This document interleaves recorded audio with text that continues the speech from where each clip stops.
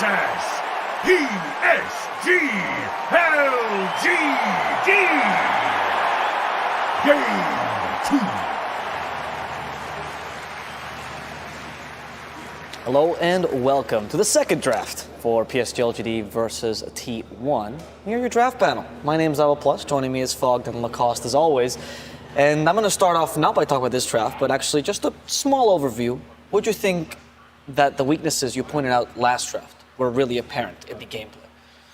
My biggest thing, at least, that I want to see that T1 is going to take away to this one is find a way to shut down Ame a little bit more. I feel like he just had the freest game. Sure, his team was making lots of space for him because of the heroes that they ended up having, but I feel like just putting Cuckoo out on an island all by himself and them having this like Weaver as their 4 position, I feel like this lane can't pressure at all when you're playing versus something like TB, so I want them to just set something up better to just slow Ame down, because you can't let him have games like that. Yeah, Cuckoo and Whitemon were completely shut down in the laning stage. I think this opener works so much better.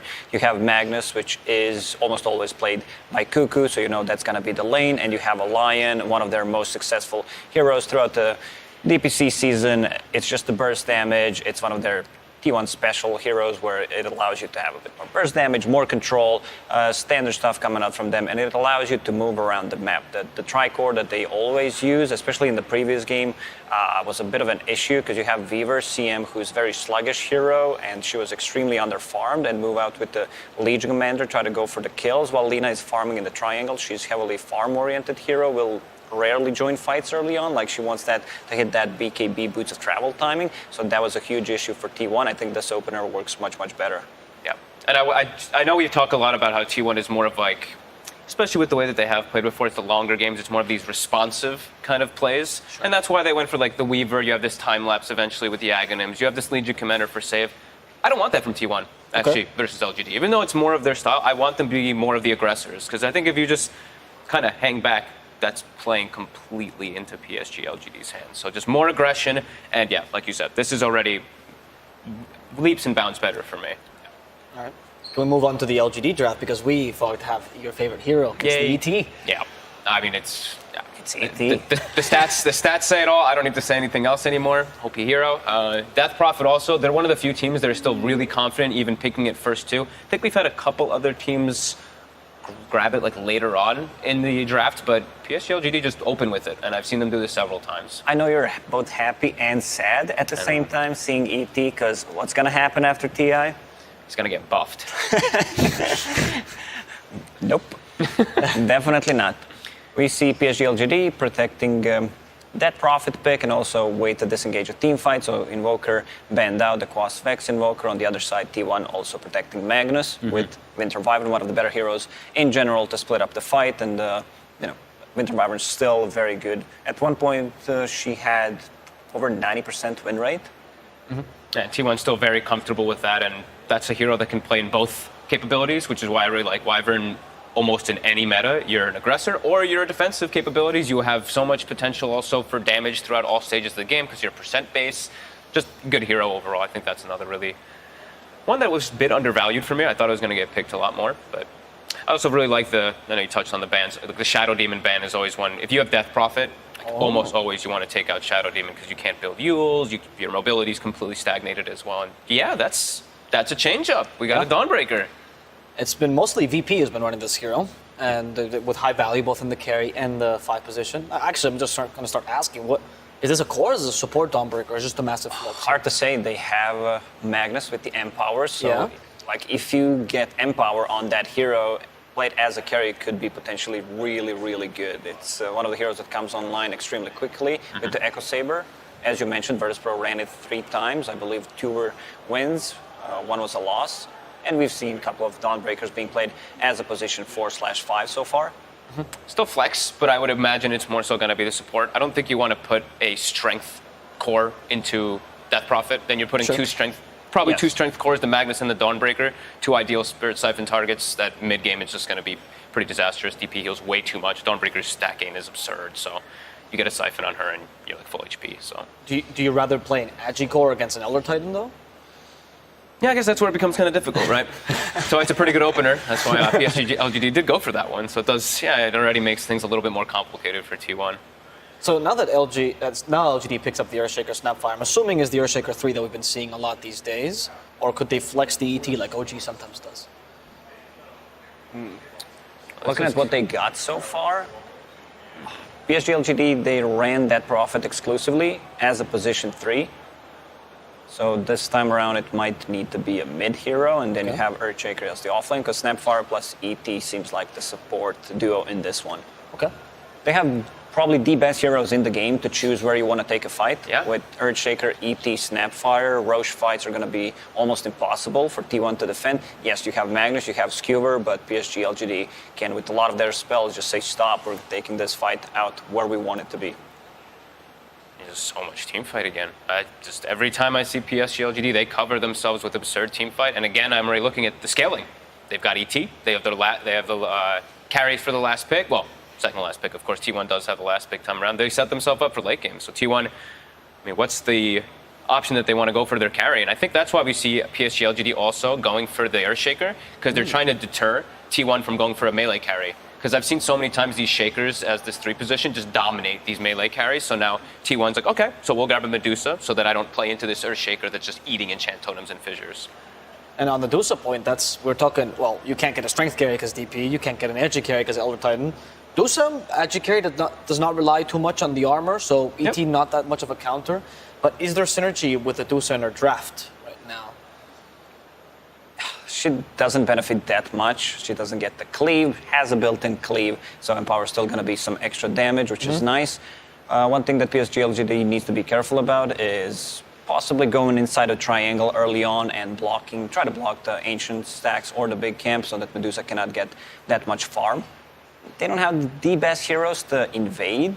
Like, they're good at rotating, but they're not as good as taking the stack as T1 is. And what's the role of the Dawnbreaker as well? Because the healing with the team, not great synergy. The global ability is just okay here. Yeah, it's just okay. I think it's just like this T1 idea of always just having some type of counter initiation. That's like their jam. So I feel like the Dawnbreaker is that they wanted to have in there too. But it's different. I mean, we have not gotten to see this hero too much, so I'm a bit skeptical on it, especially because they haven't played it. Did they play it here at all? Maybe they had one game that I don't remember, but I don't remember them playing it. I don't remember them playing it. Okay. So right now for T1, we're missing one last hero. If we're just looking at these 4 heroes, what is the weaknesses you're seeing? What they're missing about their draft? I want a secondary initiator. I know Lion eventually does get that like Blink Dagger, same thing with the Magnus, but I want somebody else that also goes in and starts fights. Also a little bit damage lacking. Right. Medusa takes some time to build up, so I want someone else that comes online a little bit earlier and is looking to be that playmaker with the Lion, with the Dawnbreaker. And if we're looking at LGD, Lacoste, is there anything they're missing from this draft right now? So far, so good. This is a great early game-oriented lineup that scales really well, especially once ET has his aura maxed out. There's going to be a lot of stuff on the ground, a lot of long-range damage. Just a Fissure into Snapfire, ulti, ET Stomp could get someone killed, especially the backlines of T1. Okay, the final bans are coming in, and it's going to be Pop and Bat Rider, so kind of a mix here. Am I hearing the shaker clapping? Is that what it is right now? Oh, it might be actually. Wow, the audience is really pumped today. I got a little bit of a background right there, yeah? Yeah, it's true. All we're missing is our boy Ogre. Yep, He's the best claps one for me. Yep. They were the 2 clappers, and See, for those of you that think this audience is fake, we just have the stadium filled with people, Earthshaker fans. Is the last pick for T1 an advantage this time? Could they surprise us with something? Because last time they couldn't really flex anything, they couldn't really pull off anything. Yeah, maybe Ursa wouldn't be as bad. I just really love anything that can build into Diffusal Blade against Medusa. And overall matchup, during the Season 2, it was starting getting popular, Ursa as a counter pick to Medusa, because she was extremely powerful at that point. And I thought it's not going to be a good thing, but Ursa just completely destroys Medusa. Yeah, Secret's been running it a lot. So they see it as a high-value pick. Would you agree with the Ursa idea? Yeah, definitely can see a gap closing built into their team with like Snapfire and stuff like that. It's always nice to have any type of like, you don't need, most of these Ursas, they are building Blink again a bit more, but having that extra thing is always really nice. They're just going to go back to just, hey, stable, Itame, you're playing versus Medusa, Reflection's good. High base armor as well. Have to worry because now like the Lion is going to have a little bit of a better game, especially in mid-game if it does get to like this farming thing where you're just hexing and mana draining illusions in team fights. So this Lion actually went up a little bit for me in priority, a little bit better now for T1. But this is it's just stability, right? It's like, Ame, what are you going to carry the game with? Okay, it's a pretty decent TB game. It's not a bad one by any means. So let's see what T1 does for the solution. Do they pick something like those like Tinkers, those Zeuses? Are they going to try to hard counter this Terrorblade? First Zeus, and they can go for it. Is Ember Spiller still available? He is. Yes, he Not is. enough. There's one silence, long duration silence from Dead Prophet. Oh. They go into Okay, Doom. The so that's Carl more Classic. T1. Okay. Yeah. So tell me, what does this Doom do for the draft, Fog? He just needs to full commit. Like, he needs to full commit for the Terrorblade. We've seen teams do it in the past. I know VP was one of the biggest ones, like, years ago, where it was like they saw Terrorblade, they just picked Doom, and you Doom him in the entirety of the game. And no matter what inside the team fights. And they also will be able to keep scaling going. That's the thing. I've seen a lot of these Midases. So now we have a pretty good scaling Tricore coming out from T1. If they're able to slow the pace of the game down, they also potentially could have some, late game prowess versus PSG.LGD. The only hero that kind of stands out to me is this Dawnbreaker. I don't feel like it fits in the lineup because you don't have anything else that is potentially global to play with. I don't see too much synergy with it, but I definitely do love the last pick Doom because it's Carl's probably best hero from what I've seen, and also hitting these right timings, the Hand of Midas that you mentioned. Once you hit that Shiva's refresher, this is when it becomes like extremely strong timing for T1. So they're not really playing into this early game. They're going to be, a bit more focused on the defensive side of Dota this time around. Right. Well, we've heard from our panelists. Now we can get right into. Oh, wait, no, actually. No. We need to know what's going to happen in this game. We need to know what to look out for. And that's why BSJ is here to give us the last word. Thank you, Avo. As this game is all about the combos, T1 has a single volley of spells that could potentially decimate the LGD lineup. They have the RP, the Lion Lockdown, as well as the Doombreaker Doom, and eventually 2 Dooms later on in the game. And when one team has a lot of combos, the other team needs to look to have some combo breakers. So first and foremost, you want heroes that are difficult to combo. Terrorblade, if he barely survives the combo, will sunder and turn the fight. Death Prophet will have her Exorcism going, which also makes her quite a threat despite being locked down. And then you have the ET Stomp and the Earthshaker Fissure to potentially break up the combo. And if that wasn't enough, you have Grandma's Force Staff coming out from the Snapfire. That cookie might just be enough to save these crucial targets. Will T1 be able to execute their combo, or will LGD be able to turn the fight? And we've got a great combo of our own to take you through the story. I give you Suns Fan and Synderen. Thank you, BSJ. First blood, Synderen. We just caught it on camera. Beautifully done. We saw this kind of work in slow motion, but we caught it officially.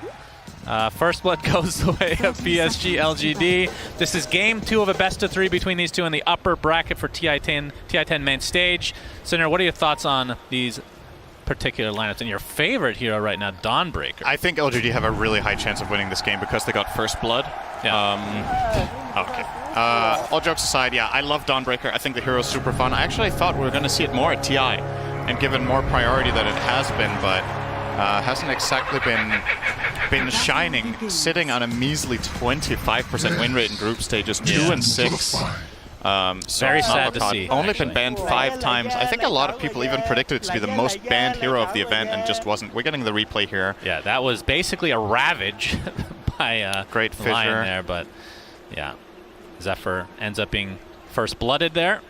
But yeah, I agree with Lakaz. I was thinking the same thing, that typically when you have a Dawnbreaker, I mean, again, it's just the support here, but when you have a Dawnbreaker, you want some sort of initiator that has a lower cooldown that you can just set up consistently with your ult.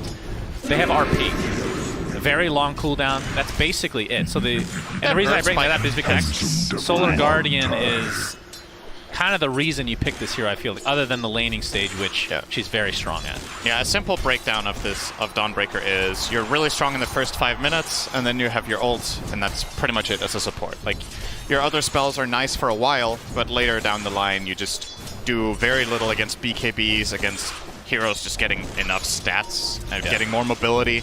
They eventually start trumping a lot of what you do. Your stun is super situational because you need time to wind it up, unlike something like a Lion that just connects it, as Carl is almost dying in mid here. Yeah. Nothing to say. Well, let's talk about this lane then. Nothing to say, obviously playing the Death Prophet versus Doom. We're not seeing as much Doom mid in this patch. I want to say about 6 months ago, this was basically the standard. How about this matchup overall? Really like DP in this matchup just because you're playing against a melee strength hero. Some of DP's best matchups are the ones where she can keep running down with Spirit Siphon in lane and just do a lot of damage, and should be very good against Carl, who still had a very good first couple of waves. He has 9 CS here, not too shabby at all. But yeah, I would imagine, especially, look at the lane positioning right now in mid. Like, this is what you want as DP. Don't sit here. Yep, right, just keep denying. Every time the wave is here, Carl comes forward, you bet he's going to get siphoned, and you bet he's going to run him down a little bit here. Actually going for 2 points in Crypt Swarm, and Carl has to yield again, deny, and now nothing to say, we'll just, I think, try to keep the wave here again. So yeah, I want to say back when Devour gave health regen, this would have been much more manageable for Doom.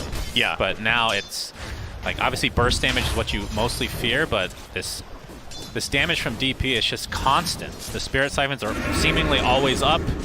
A lot of rune control. You can push the waves. Yep. There's almost, like, what's the reasoning for Doom mid? Is this just a pick that, like, okay, didn't have to be originally the mid, but they just felt like it fit better this game for whatever reason? Above all else, I think it's comfort, right? It's T1. This is their best strategy, is playing Medusa, Doom, and Magnus, right? They're basically like, okay, we're down 0-1. Let's pick our best heroes that work together. And T1, I just think, when I think of this team, I think Doom and Medusa as their 2 best cores. They got both of them. It is pretty much on the greedy side, right? Like playing Doom, Medusa, Magnus. Doesn't get much greedier than that. But at the same time, you look at LGD's lineup, which isn't necessarily the fastest either. Yeah, we got the Spirit Siphon into the Crypt Swarm. I mean, honestly, pretty easy kill and pretty expected as well. I feel like that's not the best voice line usage from Carl there. I don't feel like oh boy, I don't feel like nothing to say lost there.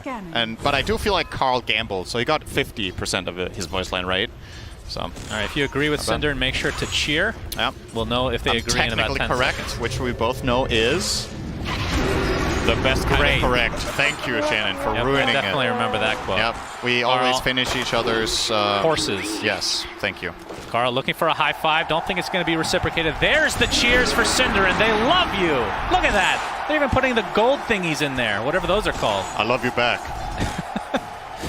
And bot lane. Hope some people are going to We're seeing a repeat of Ame on that Terrorblade, and draft panel was kind of discussing this. What are your thoughts? Do you agree with them overall? You got to hold that, Carl. Don't hold that, Cinder. Let it go. Not holding it? Let it go. Do I agree with the draft panel on? The Terrorblade pick. Oh. Looks like Zephyr is going to get to the high ground thanks to that Celestial Hammer. I think it's solid. Like, obviously, the last pick of the draft here was the Doom, which fares well against the Terrorblade, but they didn't have that information at the time. But Terrorblade does fare pretty well against Medusa, I would say, for the most part. GQ on Zephyr. The Mango, but remember, Zephyr, Dawnbreaker, super tanky at this stage of the game. Neither will die, so it'll end up in a stalemate.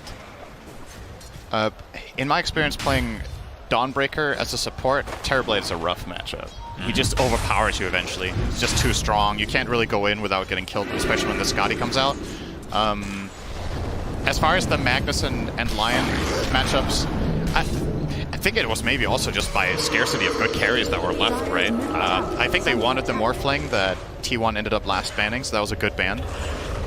And you just looked at, okay, we have a lineup with insane team fight, we have good lanes, so we can afford to go for a greedy late game carry that needs a bit of time to build up, because we've got all the boxes checked basically, and Terrorblade was the best strong late game carry left in the pool.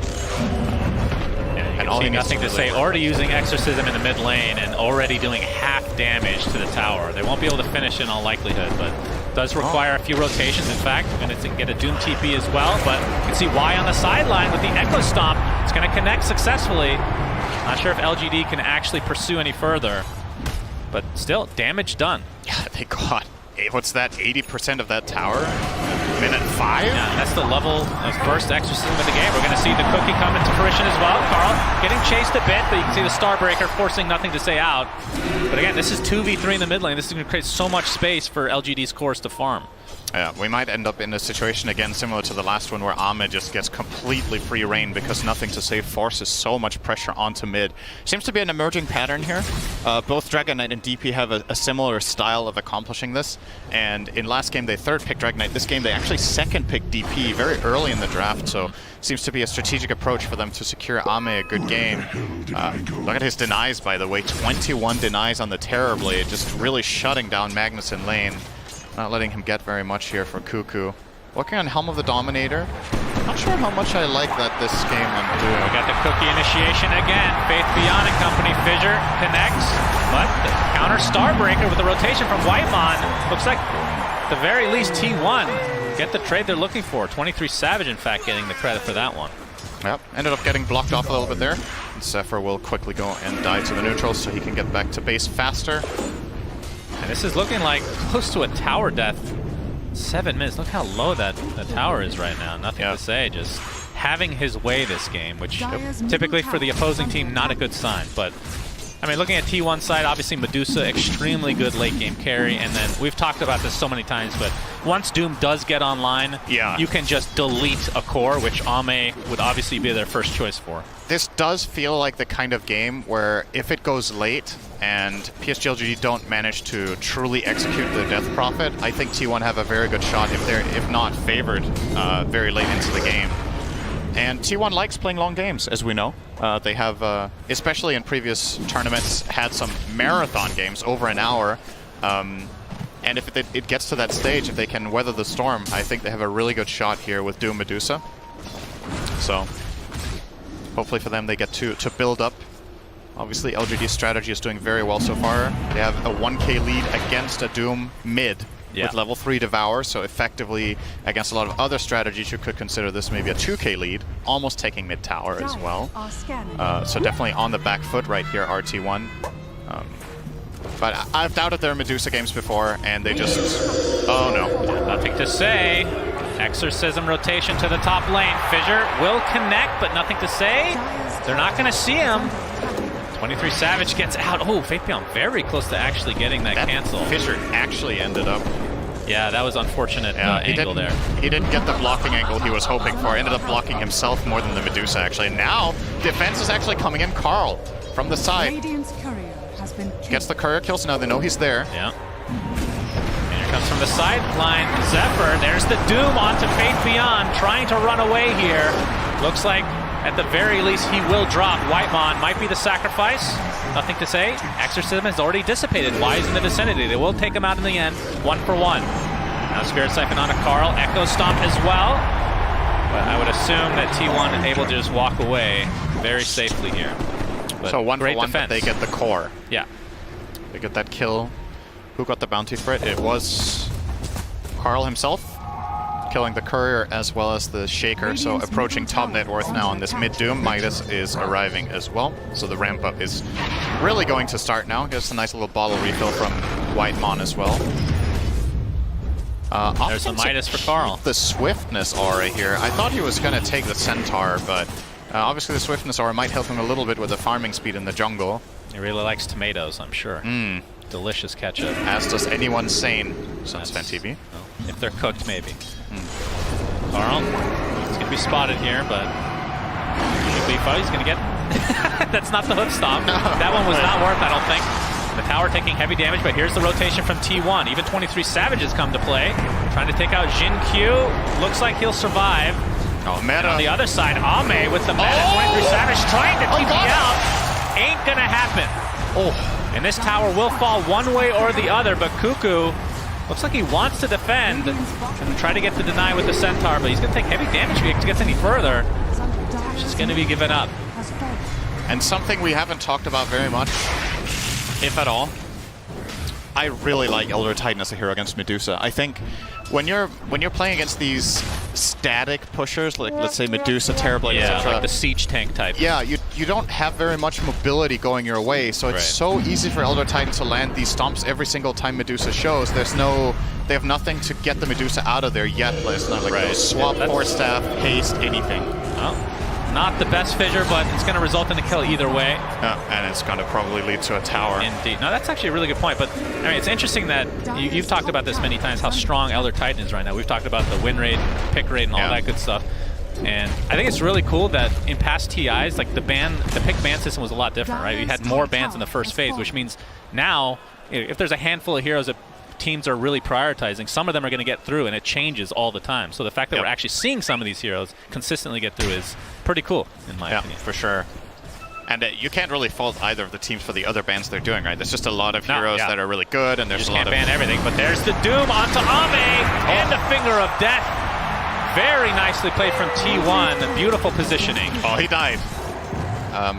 Several times over. Yeah, I think they could have definitely killed him at least 2.5 times there. Hey, with what they did. Finger charge is worth it, Cinderin. Of course. Got to stack those things up. But maybe he didn't need to Doom. Like, Terrorblade isn't exactly very tanky yet, but they get it done. They play it safe. They really want that big Ame kill. I think he didn't die last game, so probably feels really good to kill the Terrorblade at least once across 2 games. Yeah, I would imagine. Yeah, that's an understatement, no doubt about it. But you see, top net worth goes to Carl on the Doom. No big surprise, despite the little bit of a rough start. We figured that he would bring his way back just because he is playing the Doombringer after all. Yep, he's doing pretty well. Fake casting his Thunderclap. That thing costs a lot of mana, by the way. He actually does cast it here. A lot. Oh, they actually changed it. What's a lot to you? No, okay. It used to be like 150 mana. Yeah, I just haven't eaten that. I stay away from tomatoes, like I said. So makes a lot of sense, actually. The potato, on the other hand. No, and you definitely don't play micro heroes that would take it. That's true. So that's true. You go into the draft screen, you see is Pangolier banned? No. Then I pick Pango. Is Pango banned? Yes. Then I pick Centaur. So not exactly a lot of variety there. Man, you just ruined my pubs for the next year, Cinder, and now everybody knows my strategy. Some stacks being figured you out with Overworld created here by T1, as it looks like that Centaur is going to be able to push the bottom tier 1 successfully. As Blink Dagger already online, which I guess it is position 3, so you're going to get more farm priority for Faith Beyond on this Earthshaker. So we'll see if this is going to end up being go time for them. I mean, they have the Yules on Nothing to Say. I would assume going for BKB. Oh, it looks like Boots of Travel first before the BKB stop. Yeah, it was one or the other, most likely, because he has both of them in quick buy. No, that's the standard build. Sometimes you will see a Kaya Sanj. Kaya Yasha we don't see on anyone, really. Yeah, there's the jump in, blink reveal. It's going to be a kill on Whitemon. If you were wondering what that flying thing was, DP has been changed in 7:30. It's not a hero we've seen a lot, but the silence is now a projectile. The cast point has been lowered, so it's quicker to cast than it was for the last couple of years, but it needs to travel. So if you're in very short, very close proximity, it's actually better than it was before. Yeah, that's one of those. For every distance to target is worse. That's one of those skills that. That was the longest unchanged skill, basically, like since Dota 1, other than like the duration and balance-wise, but in terms of how it works. Conceptually, it's been the same forever, yeah. That is an OG right there, for sure. I have a bit piece of trivia for you. Oh, boy. Can you name a hero that has the exact same spells that it's had for the entire history of the hero? Sven? No. I mean, Warcry is slightly different, I guess. All right, I have to think about this one. Don't tell me. We're going to have a 4-man smoke here from LGD. Carl is going to break it. Faith Beyond jumps in. Solar Guardian is coming, but you can see the immediate Doom into the Earth Splitter, though. Looks like they're going to be able to get the RP off as well. Faith Beyond drops to the deck. Finger of Death finishes off Nothing to Say. And T1 showing up in spades here. Have a 3K net worth lead. Make it to as Jin Q. Shockwave into the Centaur. Mana Drain to follow. And another, okay, Echo Stomp. Delays the inevitable, it seems. And that is a quick 3 kills for T1. Now, Y on the run. He is fine. Potentially some damage up to this tier 1 mid as well. Very good stuff there from T1. Just so fast, right? They immediately see any sort of opening. They just pile on. They use all of their key ultimates here, but it's well worth it. So this Echo Slam doesn't clip the Doom, so immediately gets doomed. The Solar Guardian comes in, and they just connect very quickly, and this RP is what seals the deal. They get Nothing to Say. No good way to cookie him. Very, very well done by T1. Yep, good execution. 4K lead. They're in a great position right now. Quick fingers from Carl, as always, as we're going to see another kill on the Snapfire here in the replay. So where were we with Sven? Sven used to have Devotion Aura. Okay. Used to have an I armor actually aura. I don't remember that one. That's before my time. It's a very old spell.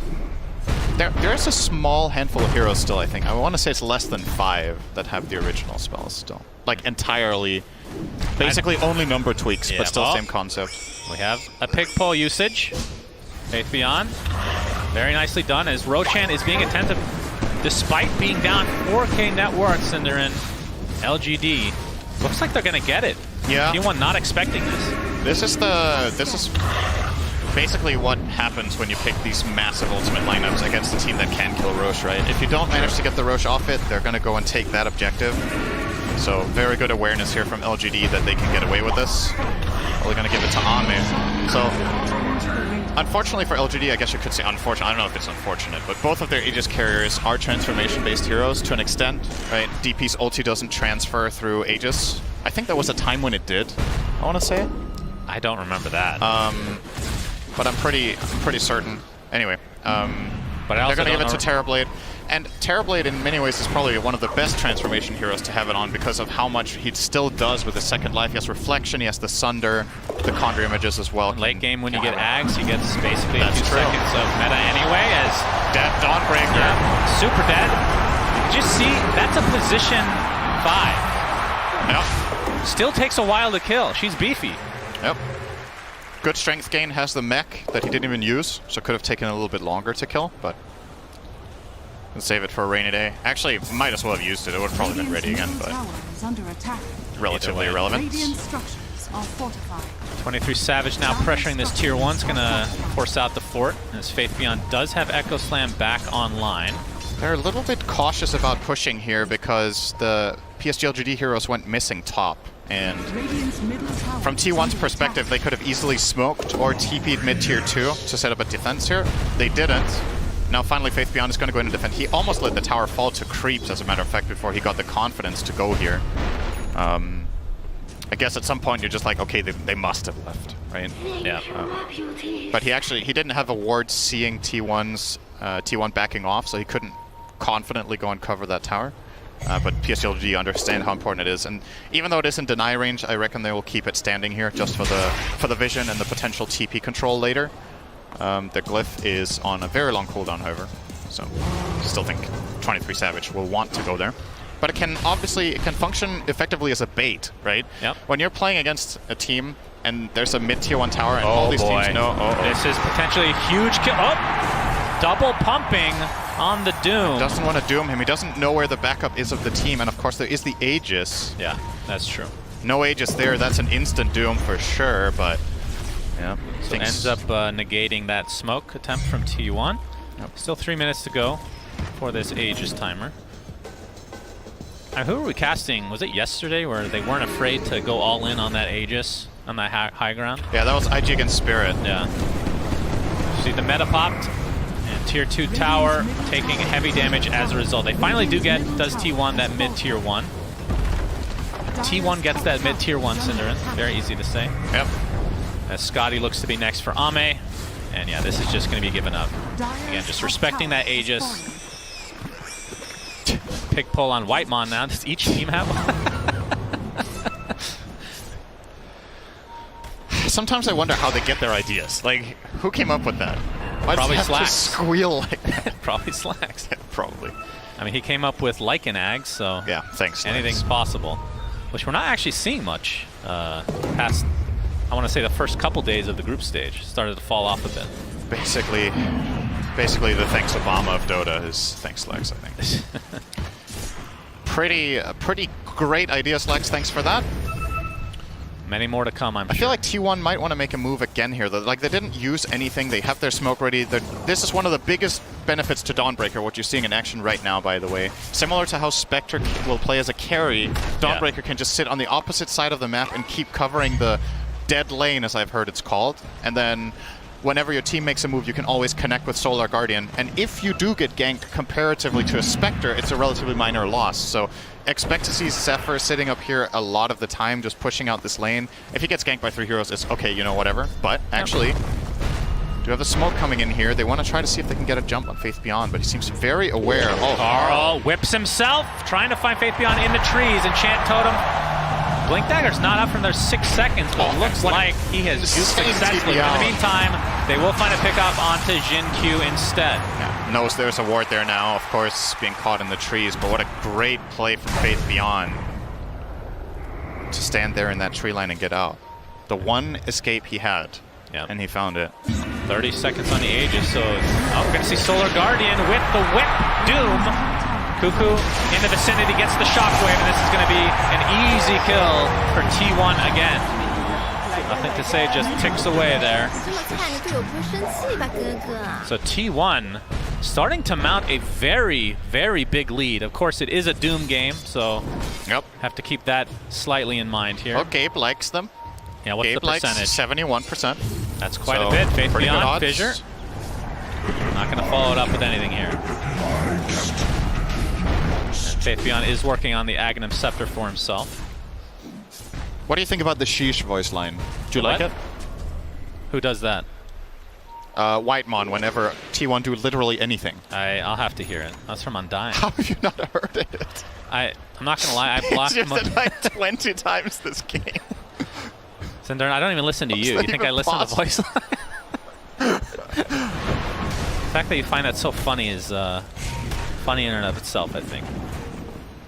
Whitemon now. Ooh, he's actually working on Ags. Very cool. So Dawnbreaker Aghanim Scepter awesome gives item. you basically more control with your ult. You can pop it immediately, so it's only a 1-second lag time, or you can wait longer. It heals more, and it provides 60% evasion for any allies in the area. Which is godly against Terrorblade, who generally doesn't buy MKB or doesn't want to. But then again, doesn't do much against DP. The Ghosts have True Strike, but against Terrorblade it is very, very good. This is going to be the first time I've seen the Dawnbreaker Ags in a pro game, actually.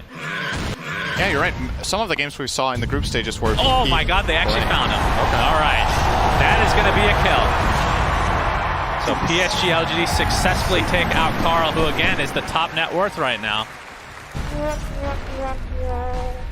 Maybe a little bit of a false feeling of safety because of the ward that he did have up there, but they knew it was there and they took a different angle than standing there in the tree line. Went a little bit too far, and it's a big pick for LGD. Unfortunately for them, Roshan can't respawn yet, so they won't be able to get that with that Doom kill, but it's still a very, very major gold swing when you kill such a rich hero. The kill itself is worth 1,200 gold in just relative difference. And then a minute without him farming. And and then it quickly adds using up. His Midas, his Devour, all that good stuff. Yep. I mean, it does feel like a mini Alchemist, but at the same time, you feel the power of him. Alchemist like ramps up to a point where like, okay, now I understand once he's 6-slotted, but for Doom, I mean, just his ult in and of itself, just being able to put yourself in position to get his ult off has huge impact on the game. As we see a smoke now from T1, Ags is completed on Faith Beyond, so he's going to be jumping around on that Earthshaker. Doesn't really have much mana to speak of right now, though. I'm actually surprised we do end up getting a draft with T1 in it that gets a last pick Doom. Like, this seems like such a good ban against this team in general in the second phase, but even in the third phase, LGD did not want to cover their bases against that one, and T1 say thank you very much, even willingly picking it into a hard lane matchup, and they're still making it work. GQ. He's out. Looks like he's fine. Oh! Right at the last second, Whitemon. Yeah, they know the ward is there. Very early finger of death. I'm actually not sure he got the stack there, but... Well, he has 4. I believe he had 3, so... Just to clarify, when I said he's out, I meant of the game. Yeah, that's the old cast. In case there was any sort of confusion there. Yep. Obviously very clearly going to die there. And so many of those Tinker wards have been placed and dewarded in a game with no Tinker. Just seeing like how much split pushing is occurring in this meta right now, regardless of what heroes are in the game.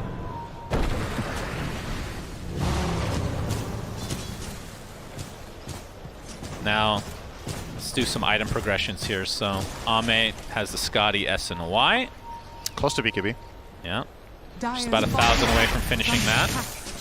Looks like nothing to say. He has his boosted travel BKB Yules and Shivas, so this is, like you said, was very standard build overall. Kind of surprising to see them smoke here, don't you think? Like, he's 800 gold away from BKB. Do they feel cornered enough that they have to make this move?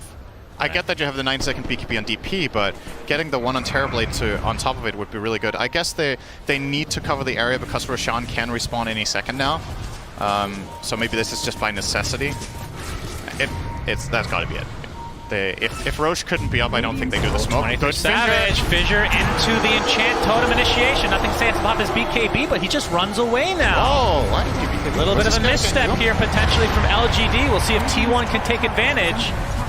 There's now 23 Savage. You can see his build. That's why Scotty just picked up that BKB. This is really one of bad the news few for mistakes PSG. from LGD we've seen. BKB and Exorcism for what? Like, now you can just lose Roche in 30 seconds. You won't have one of your cores effectively. Yeah, Carl wants to jump in. He does so. Gets fissured immediately into the angle side, but there's a Solar Guardian. Will he live? Finally, the right clicks will be enough to take him out, but the RP onto 3 heroes into the skewer. 23 Savage is going ham here, but finally the Sunder comes out from Ame as 23 Savage forced to TP out, but no, the BKB ends and he gets canceled. The right clicks are there along with nothing to say. With that Spirit Siphon, 23 Savage trying to hold his ground, but eventually these right clicks will be too much as Ame just continuing to pound upon him, but nothing to say is the one taking most of the damage from Medusa. One more right click will do it. He dies along with the double kill from 23 Savage to fly back onto the Elder Titan. Ame getting extremely low, finally dropped to the deck. As this is a complete disaster for both teams. Everybody's dying. Finally, Zephyr TPing out will be successful. It feels like everybody died.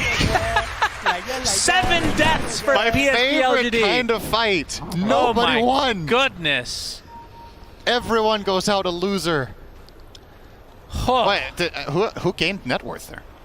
Somebody must have gained something. Well, it looks like LGD somehow did, despite the big winner was times. Terrorblade with 1,100 net worth gained Very overall. good. What an insane fight. After that 3-man RP, 3-man horn toss, there's no way LGD get that outcome. How in the world did they end up? It's obviously because Doom is dead. Like the instant stun from Shaker.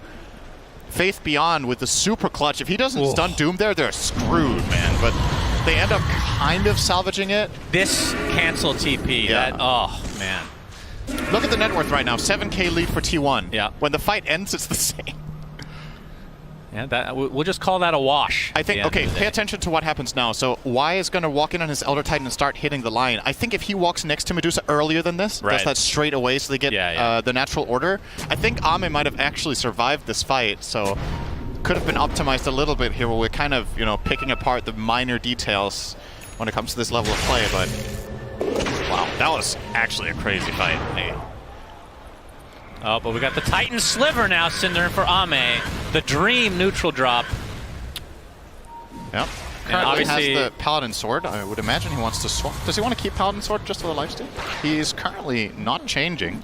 Really? Usually you do see Terrorblades gravitate toward Titan Sliver for a couple of reasons. First of all, your base damage is insane in Metamorphosis, so you get way more damage out of that item than most heroes do.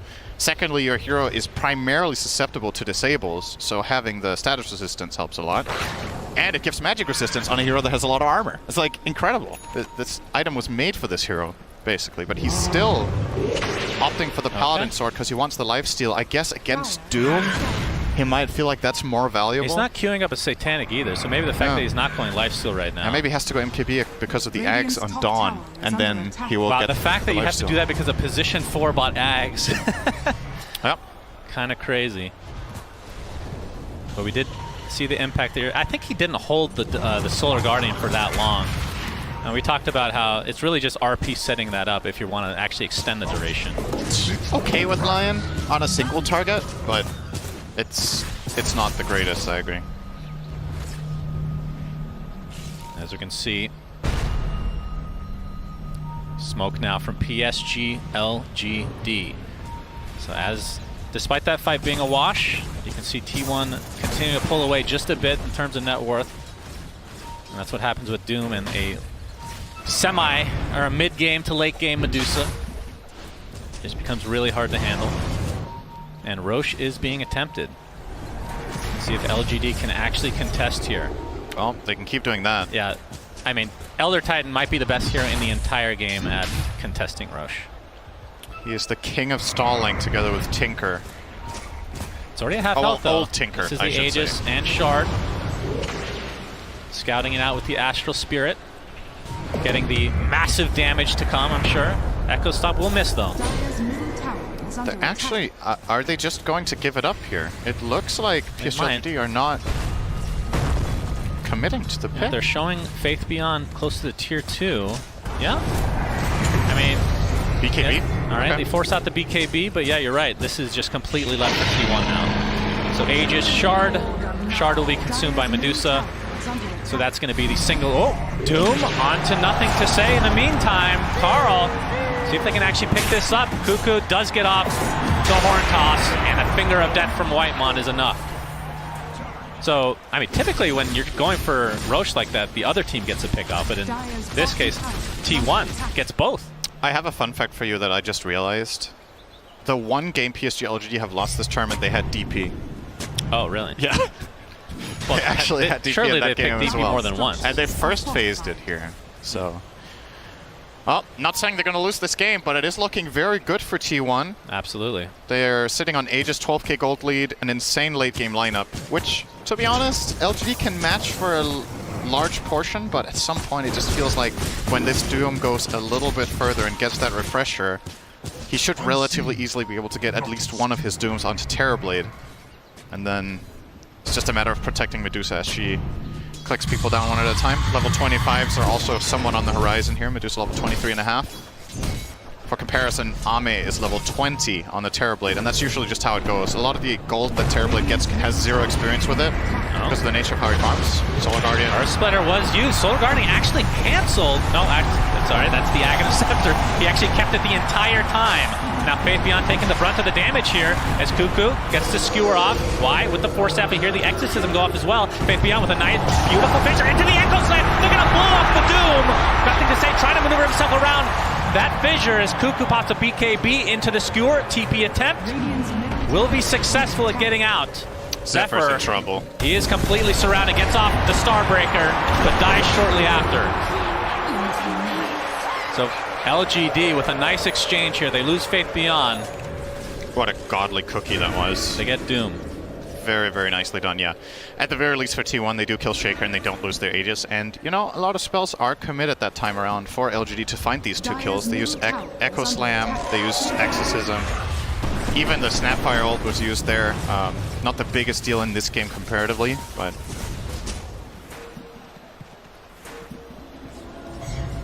might mean that T1 are ready for their own move in 30 seconds. They're actually moving out relatively aggressively with 3 heroes here. With those spells on cooldown and an Aegis on Medusa, they feel confident. Like you said, he got the shard, so... Yep. Which single target spells does he even... Sunder! Is that the only one? Spirit Siphon, Sunder. Spirit Siphon. Spirit Siphon is very, very that's good. it, I That's think. true. That is amazing against that. Any... does it work on items? I guess not. Like a Yules or something like that? I don't think so. The With wording a spell. says spell. Yeah. I have to admit, I don't know that. Very disappointing, I know. It's okay. I'll be better. He actually has Ags queued up after the Silver Edge for 23 Savage, so that'll end up synergizing with the Shard eventually, turn people to stone. But on the other side, Ame did complete the MKB like you talked about. I would assume, okay, he actually is going for Daedalus next, so just raw damage for the most part. Still no lifesteal, which is why he's still continuing to keep that neutral item. Yeah. It's not often you see no lifesteal as an actual item purchase on a I'm TB being this told by late. chat that it does work on items, so there's a 50% chance that it works on items, probably. Oh boy. That's...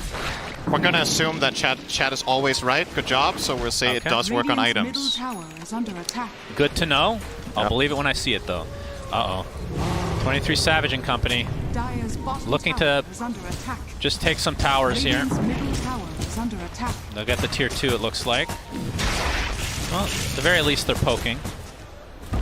I mean, at this stage of the game, this is kind of a high ground defense game for PSG.LGD, especially against an Aegis. And you can't ask for a much better team to defend high ground with literally Elder Titan +4 is all you really need. Yeah. Feels like. How many Force Staffs do they have? They have 0 force staffs on T1. That means effectively Fissure will be a complete block off that they can't really counter. The only hero that really gets out of it is Magnus with the Skewer and the Dawnbreaker with Celestial Hammer. The other heroes will be stuck in a really awkward position. By the way, unfortunately, their siege hero is ranged, so it's hard to Fissure block Medusa if she's hitting from the low ground. it's really hard to kill her, but 23 Savage did actually complete the Ags and does not have buyback now. So killing her once this Aegis is taken out of the picture. Very true. It's expiring in 5 seconds.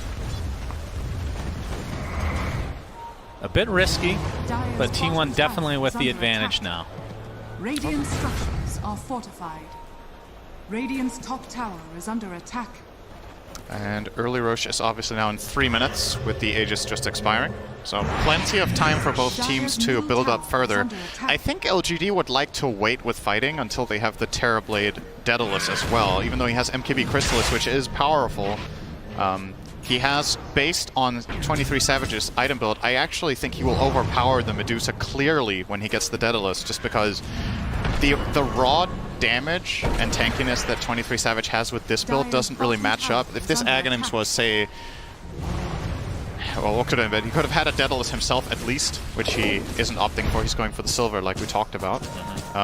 Obviously doesn't want to go Butterfly because MKB exists already. So what would he get? I mean, Rapier would be the obvious choice, right? Since it's a Medusa, at that point you're probably stronger than the Terrorblade with the Rapier plus Daedalus. But for now, a fully decked out Ame will be terrifying. And also, we're talking a lot about the carry versus carry matchup, but we should be focusing quite a lot on the Magnus and Doom as well for T1. They're really setting up the fights for them, and if any of these get caught by a Fissure, Terrorblade is going to kill them in like 4 hits once these items are done. So, okay, maybe not the Doom, that's a bit of a stretch. But Magnus is not particularly tanky with this build. He's sitting on 19 armor, and that's basically it. None of his items really make him tanky at all. Still a 77% win probability for T1. Yeah, still looking great. It's been flatlining though. It has. For a while. Y is working on Aghanim Scepter for himself, so that's going to give him basically the BKB once the Astral Spirit returns. What do you think of the shard for that hero, where you take places with your spirit? Oh, Faith Beyond. Zephyr. Oh, they force out the BKB. Faith Beyond looks like he's going to get Doom mid-jump, though. Canceled his own TP, attempting to get out. The nice slow coming out as well. And he might actually be fine, but he doesn't have... I guess he does have a TP. A little bit of indecisiveness there from Carl. I think he wasn't sure whether he really wanted to use this Doom, so then he doesn't have it on anyone else, but he ends up throwing it, and then refreshes for the Shiva's vision, but doesn't find Shaker. We'll still have another Doom if the fight is to break out, but this is probably going to slow down T1 a little bit. Ideally, they want to wait for Carl to have at least BKB ready, maybe BKB and Refresher, and in that case, well, then you're fighting into a maxed out Terrorblade here, pretty much. Can still swap out Sanju Nyasha theoretically, as well as the Power Treads, but I think he wants to keep the SNY for as long as possible. We'll probably see him get like Moon Shard before he replaces that for another item. Yeah. So not very much growth left here for Ame for a bit. Main things he wants actually are from Roshan at this point, and maybe a better neutral item. Skewer. Cuckoo. Oh, that's a really long skewer. That talent is insane. Finger of Death. And nothing to say. Kill. Another death to his name. So despite getting off to, I want to say, a really good start, kind of tapered off a bit on this DP.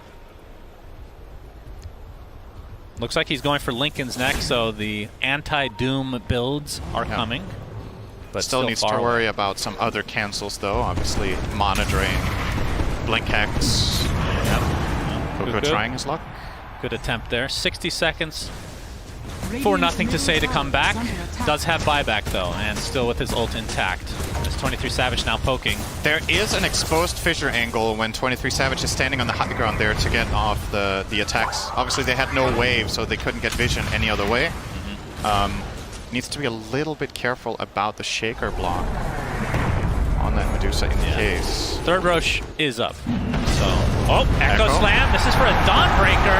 Fissure to follow. He's actually going to heal himself and be fine. Carl has come in with that Doom as well. This time they will find the kill. The pump fakes galore. As Faith Beyond drops 65 seconds. No Earthshaker. no buyback, and more importantly, because T1 probably doesn't know he doesn't have buyback, no Echo Slam anyway. Yep. Into the Roche pit they go. Gonna be very confident with this. They will have their second Doom as well in just 15 seconds, so Carl could connect over there, but I don't even think he's gonna need to. I think PSG.LGD are very careful with even approaching Roshan without their Shaker. Yeah. They're gonna scout it out with the Spirit. It's gonna stomp here. This is the Aghanim Nice smash Scepter, from Roche. by Is the gonna way. set that up nicely. Yeah. But Looks like they'll get it for free. they will. Cinderin, you know what we're going to talk about here. There's an Ags on the floor. Oh, I thought you were gonna say tier 5 items. Doom picks it up, so longer Doom duration, and it breaks. Yep. Which the break, I mean, against Elder, I mean, not going to want to Doom Elder Titan, I guess, but Natural Order just doesn't work anymore. That's kind of a big deal, I think. Other than that, break doesn't really do anything, does it? It's just for the 6-second extra duration. Unless I'm missing something. Cuckoo. Oh, he gets the arm. Oh, no, he hard toss after! The wrong direction. Oh, boy. We need wards. Yeah, that's quite not my fault. We don't have wards in their tier 4 tower. Yeah, a little bit of miss. I mean, it's just the wrong angle, really. But now RP's down. Can PSG.LGD do anything about this? Or will this just be like X amount of seconds off of the Aegis? I think they want to go. This is big.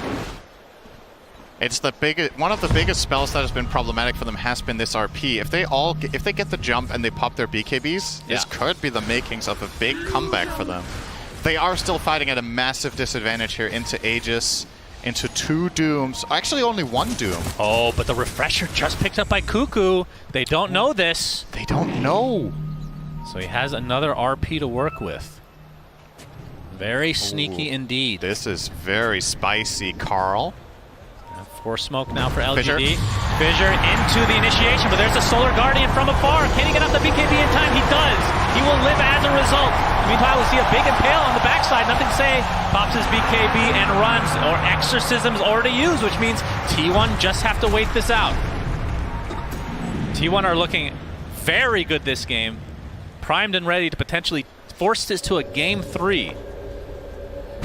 But can LGD come back? I mean, normally I'd be like, it's going to be a tough road for X team to come back from this, but it's LGD, and they've looked virtually unstoppable this entire tournament. They've had games with a similar look to this that they still managed to clutch out in the end on high ground. And I'm still going to keep focusing on the fact that T1 have very limited ways of repositioning a couple of their heroes, so once Fissures come in, and the Elder Titan Stomp as well, they don't really have a good way of handling that. And keep in mind, Y as well has the Force Staff. We usually see the defensive use, but the offensive use in a game like this is really powerful. If you get the Echo Stomp or a Fissure, you can push people into a very bad position inside the Radiant base here, but for now, obviously 23 Savage very safe with the Aegis. Dire's top tower. Indeed, has the cheese in his back pocket They're as looking well. to trade top. Radiant's middle tower has That's fallen. true. Damage is definitely being done right now, but the tier 3 is still relatively healthy. And you can just Dawnbreaker? put Dawnbreaker there with the Solar Guardian if he wants to come in. He's going to take some damage, but will walk away safely. Was Echo Slam just used? Radiant's middle barracks has fallen. He used it in the last fight when Still they on jumped cooldown the- for 20 seconds. Okay. But that's the beauty. You talked about this earlier. That's the beauty of having somebody like Dawnbreaker. You can TP up there, no problem, and just use your ult to get back in the fight if you need to. Yeah, it's doing T1 a lot of good right now, having a global hero. That's for sure. Oh, the jump in again. Nothing to say gets doomed, but the Fissure blocks them off a bit. Cuckoo expends an RP. And nothing to say, just completely surrounded and will be brought down here. They do lose Lion, though, so But- 1 for 1. Yo, Savage is in the middle of nowhere here. Could be good, could be bad. And right clicks from 23 Savage coming. He's doing a lot of damage, but the Fissure continues to block him off. Could be nothing. Great tool against the siege tank. That is Medusa.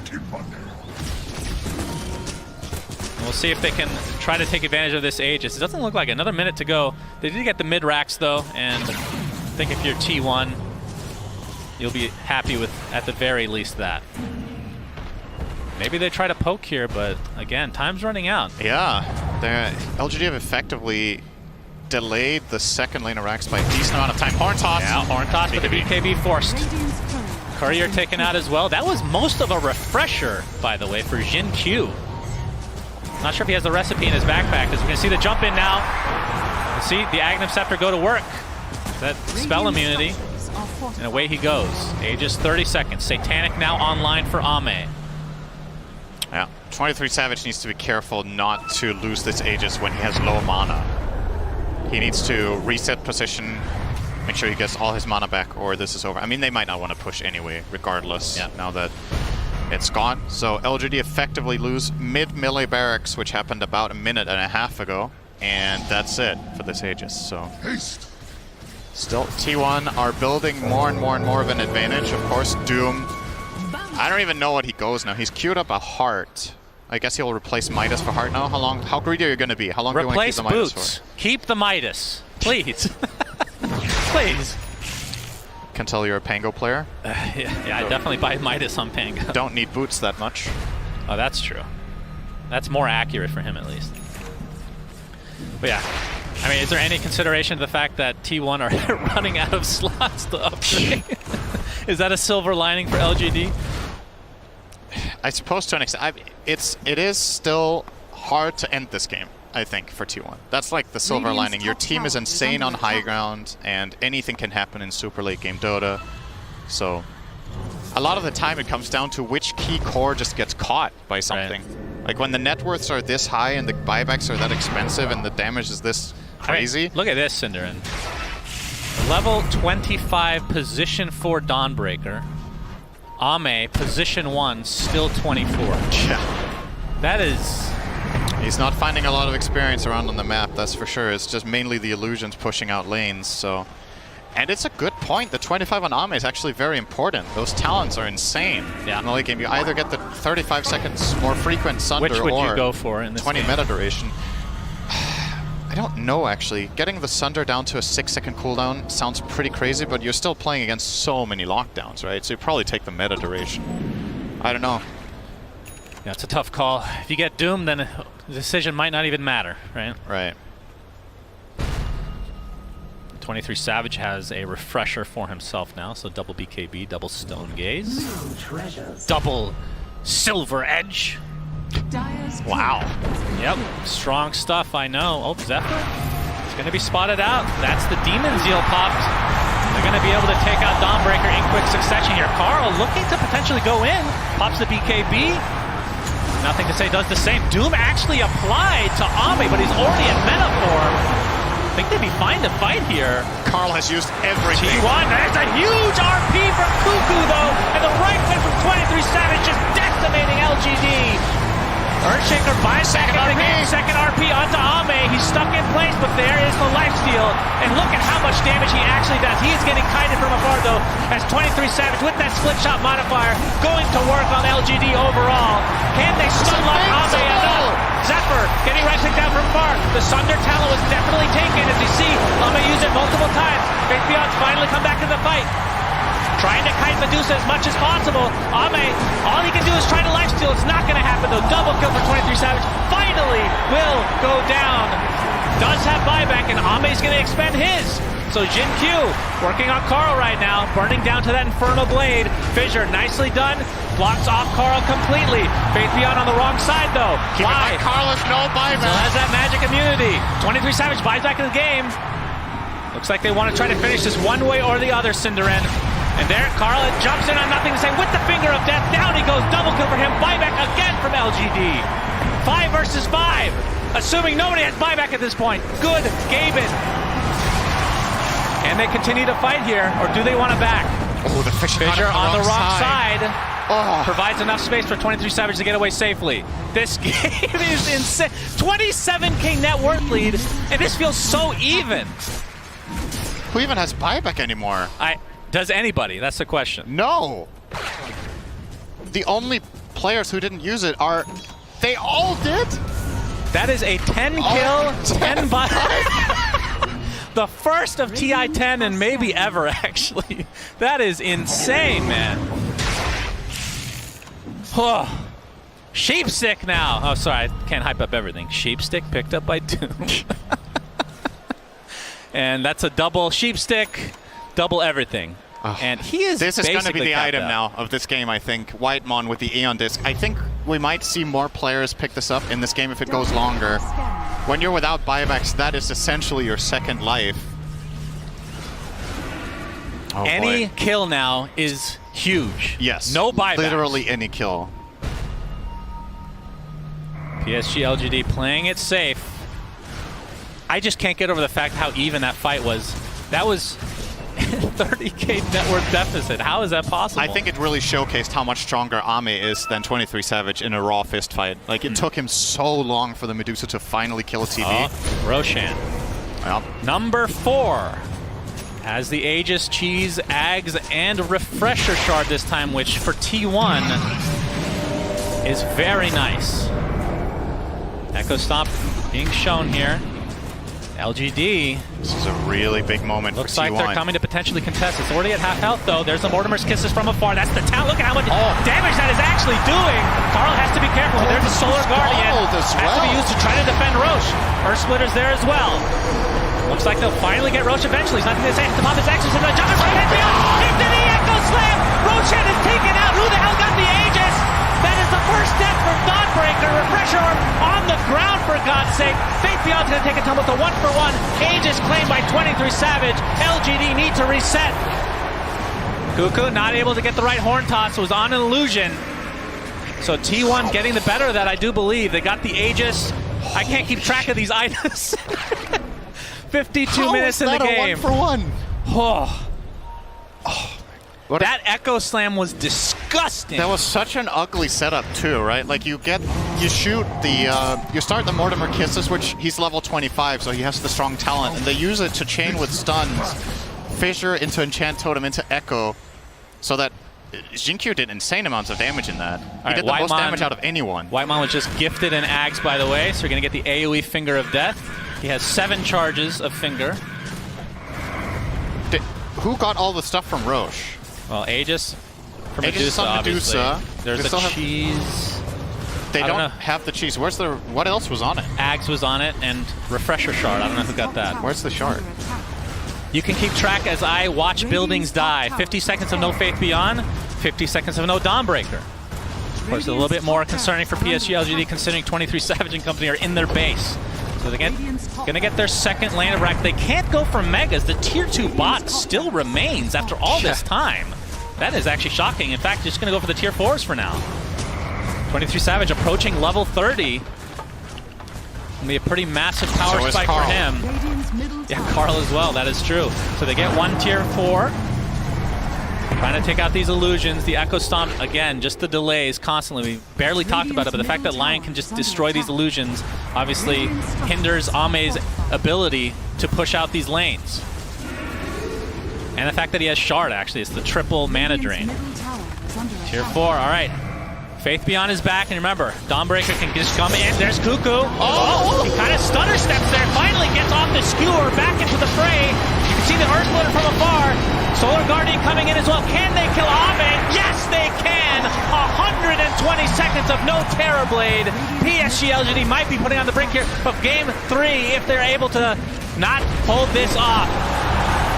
The Ancient is exposed as 23 Savage continuing to just pound upon it, forcing them back into their fountain, and this looks like T1 will be forcing the Game 3. Cinder and Faith Beyond gets off the Echo Slam though. Wide, jumps in, has a lot of damage to work with, but nothing to say. He doesn't have enough damage to kill off 23 Savage, but okay.